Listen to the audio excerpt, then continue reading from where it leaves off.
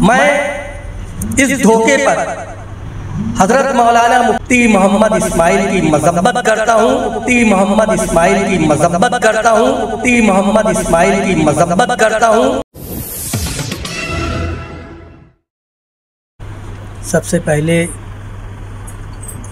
मैं अपने शहर के तमाम शहरियों की अदालत में आपके मीडिया के ज़रिए इंसाफ और जो मेरे साथ धोखा हुआ है, मैं अपने शहर की आवाम से इंसाफ का तलबगार हूँ। मैं अशरफी हूँ। मेरी निस्बत जिस मरकज़ से है, मालेगांव में बहुत अशरफी होंगे। मैं जिस अदारे से, जिस खानका से जुटा हूँ, इब्राहिम सेठ नेशनल वाले के वक्त से वाल कंपाउंड के ताल्लुक़ से मैं मुफ्ती मोहम्मद इस्माइल से दरख्वास्त गुजारिश करता रहा और वो हर मरतबा मुझको कहते थे कि काम हो रहा है। इब्राहिम सेठ दुनिया से चले गए, वो काम नहीं हो पाया। फिर ये एमएलए बन गए और उन्होंने कहा कि सब कागजात ला के दो। सदर साहब और दीगर जिम्मेदार उलमा इकराम ने उनको कागजात दिए।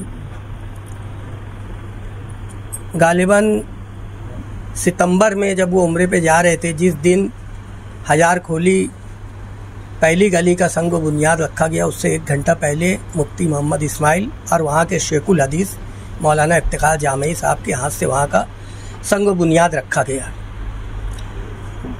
और वो उम्रे पे चले गए। उसके बाद ये तय हुआ था कि ये काम साजिद अब्दुल रशीद देखेंगे। बहरहाल हम लोग उस काम को लेकर साजिद अब्दुल रशीद से राब्ते में थे, अराकीन राब्ते में थे।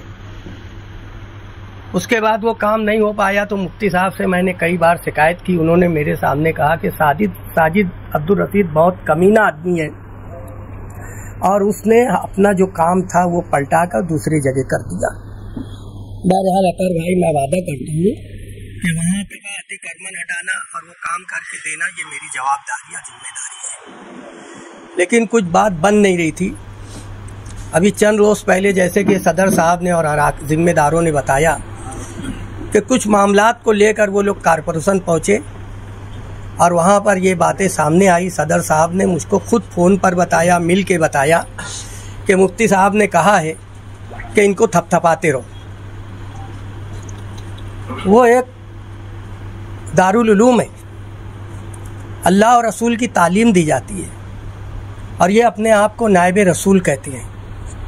वो तो सिर्फ वो नायब रसूल कहते होंगे, लेकिन मैं उनको पता नहीं क्या क्या बोल कर खिताब करता था और मैं झोली फैलाकर आवाम से वोट की भीख मांगा, गिड़गिड़ा कर, गिरियाजारी कर, गला फाड़ कर।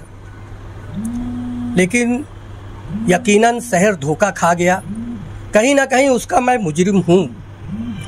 आपके मीडिया के ज़रिए मैं अपने शहर की तमाम आवाम से अल्लाह और रसूल का वास्ता देकर माफ़ी का तलबगार हूँ कि यकीनन मैं भी और शहर को लोगों ने भी बहुत बड़ा धोखा खाए।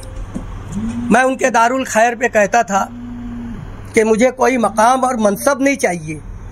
अगर कौम और मिल्लत के लिए दारुल खैर पर अतर अशरफी को झाड़ू देना पड़ेगा तो मैं झाड़ू भी दूंगा। आप लोग गालिबन इस बात के गवाह होंगे। बहरहाल इस हादसे ने मेरे दिल पर नस्तर मारा, क्योंकि वहाँ से मेरा रूहानी रिश्ता है। मैं इस धोखे पर हजरत मौलाना मुफ्ती मोहम्मद इस्माइल की मज़म्मत करता हूँ और हमेशा हमेशा के लिए उनका साथ छोड़ने का ऐलान करता हूँ कि ऐसे धोखेबाज के साथ रहना अपनी मिल्लत को धोखा देना है। अगर आवाम को बचाना है और वाकई में हमें मिल्लत का और मुल्क का दर्द है, तो मेरी सोच बनी कि मैं समाजवादी पार्टी से जुटूं और मैंने फैसला किया और मेरा फैसला आपके सामने है।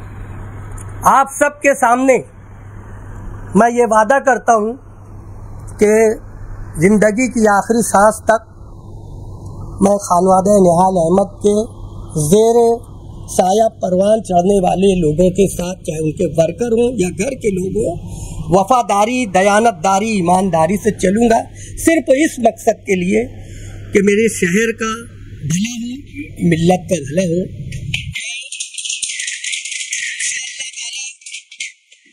एक मामूली वो मुझे सरपरस्त माने, जो भी माने, लेकिन इंशाअल्लाह ताला उम्र में मेरे से बहुत छोटे हैं, लेकिन अल्लाह ने उन लोगों को एक मकाम दिया, एक कुर्सी दी है। और मेरे वालिद साहब अल्लाह रहमा हमेशा कहते थे जिसकी कुर्सी है उस मकाम और उन मनसब के मुताबिक उनको मानना चाहिए। तो वो मेरे लीडर है शान हिंदू साहिबा मोहम्मद मुस्तकीम डिक्लेटी, और इनकी सरपरस्ती करने वाले साहबा मैडम साहब और तमाम वर्कर निहाल साहब की, मैं उन सब के मातहत रह कर काम करूंगा इस मकसद के तहत कि मेरे शहर का भला हो, मिल्लत का भला हो।